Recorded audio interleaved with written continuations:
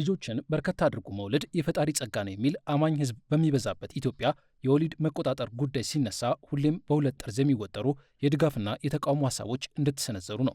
የሆነ ሆኖ እንደ ኢትዮጵያ ባለ ሀገር ውስጥም ሆነ በአንድ የተገደበ የሀብት መጠን ባለው ቤተሰብ ውስጥም ቢሆን ያለውን አቅም ያገናዘበ የውልደት መጠን መኖር አለበት የሚል እምነት በመያዝ በጤና ሚኒስቴር እንዲሁም በአጋር አካላት ጭምር መሰራት ከጀመረ እጅግ ከራርሟል። በመንግስትና በአጋር አካላት ከሚሰሩ መሰል የወሊድ መጠንን በዜጎች የኢኮኖሚ አቅም ልክ የማድረግ ስራዎች መካከል ደግሞ ላለፉት 5 ዓመታት በኤምኤስአይ ኢትዮጵያ ሲተገበር ቆይቶ ዛሬ መገባደዱ ይፋ የተደረገው ፕሮጀክት አንዱ ነው። የአፍላ ወጣቶችን ያልተፈለገ የእርግዝና መጠን ለመቀነስ ጭምር ሲተገበር በቆየው በዚህ ፕሮጀክት ተጠቃሚ ከሆኑት መካከል አቅማቸው በማይፈቅደው ሁኔታ 9 ልጆችን ከወለዱ በኋላ ከዚህ ወዲያ መውለድ እንዲያቆሙ የሚያስችል ሕክምናን የወሰዱና በሌላ በኩል ደግሞ አቅማቸው እስኪዳብር መውለድን ያዘገዩ ባለትዳሮች ይገኙበታል። እኔ 9 ልጅ ነው ወለድኩት።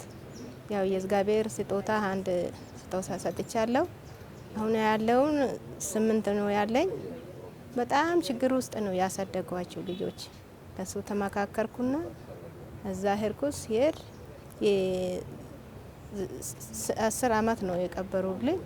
ከዛ እሱ ቦራ ባሰበዛብኝ እሱ አልቻልኩም እንዴት ይሻላል ብዬ እነሱ ሰማከራቸው። ይሄንን ይሻላል ማጽን እንገልብጥልሽ ስሉኝ አው ይሻላል ብዬ አማራጭን ሱና ማክሬ እሱ ሰሩልኝ። ከሰሩልኝ አሁን 3 ዓመት ነኝ። ምንም አልታመምኩም። በሰላም ነው አሁን ልጆችን እያሳደግኩት የኖርኩት።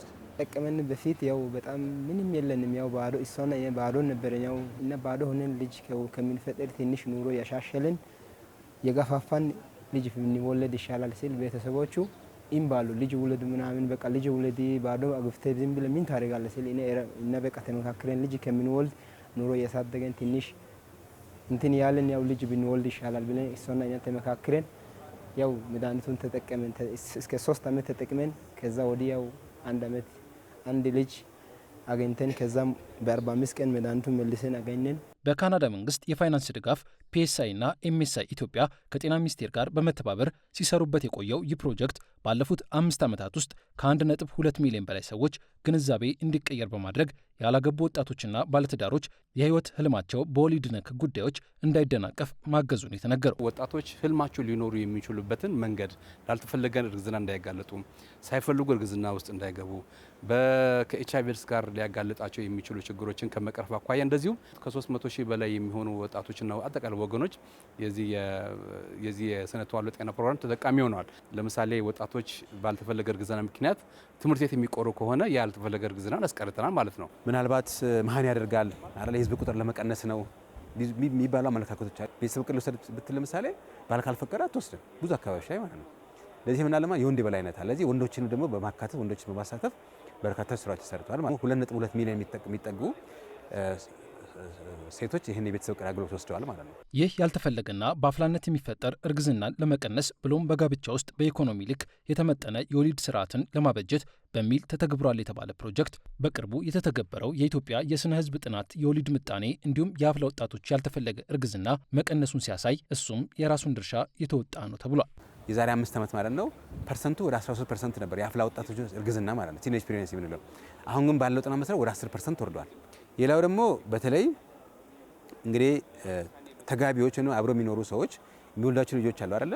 ለዚህ ዛሬ በዚህ ተመሳሳይ ጊዜ ዛሬ 5 ዓመት አካባቢ የነበረው 4.6 ነበር። ተጋቢዎች በአቨሬጅ የሚወልዷቸው ስንት ነበሩ ማለት 5 ነበረ ማለት ነው። አሁን ግን ወደ 4 ወርዷል። ዘመናዊ ቤተሰብ እቅድ አገልግሎት ተጠቃሚነታችን ግን አሁንም ያለው 35% ላይ ነው። ለምሳሌ በአንድ ወረዳ ላይ ድሮፕ አውት የምንለው ወይም ከትምህርት የመቅረት ቁጥር በጣም ከፍተኛ ነበረ። ከአንድና ከሁለት ዓመት በኋላ ግን እዛ አካባቢ ሄደን ከማህበረሰብ ጋር ስናወራ ይሄ ፕሮጀክት ከመጣ በኋላ በትምህርት ቤቶቻችን የሚቀሩ የሴቶች ቁጥር እጅግ በጣም ቀንሷል የሚል ነገር ነው። ያ ማለት ምንድነው? የረጅም ጊዜ በመጠቀም ወጣቶች ወይም ደግሞ ሴቶች የልጆቻቸውን ቁጥር በአጋጣሚ ሲሆን በምርጫ እንዲወስኑ አስችሏቸዋል። በኦሮሚያ፣ ደቡብ ኢትዮጵያ እንዲሁም በሲዳማና ደቡብ ምዕራብ ኢትዮጵያ ክልሎች መተግበሩ በተነገረለት በዚህ ፕሮጀክት ስር የስነ ተዋልዶ ምጣኔን ለማስተካከል እድል እንዳገኙ የሚናገሩት የፕሮጀክቱ ተጠቃሚዎች የበዛ የውልደት መጠንን መግታታችን ብሎም አቅማችን እስኪደራጅ ከመውለድ መቆጠባችን ኑሮን የምንጋፈጥበት ጉልበት ሰጥቶናል ባይ ናቸው። ምንም ነገር የለም። ያው አባቴ ጋር ነው ያገባሁት። ለራሴ ቤት ሰርቼ ይህን ከፍት ምናምን እርባታ ሰርቼ ዶሮዎች ምናምን ጓሮ አካክልት ሁሉ አለ። ያው ቀስ አድርገን ያው ኑሮ እንትን ሲል ነው ልጅ የወለደን። በጣም ለውጣለኝ ፈጣሪ ይመስገን ልጆቼም እያማሩልኝ ነው። በጣም ቀላል ለውጥ አይደለም።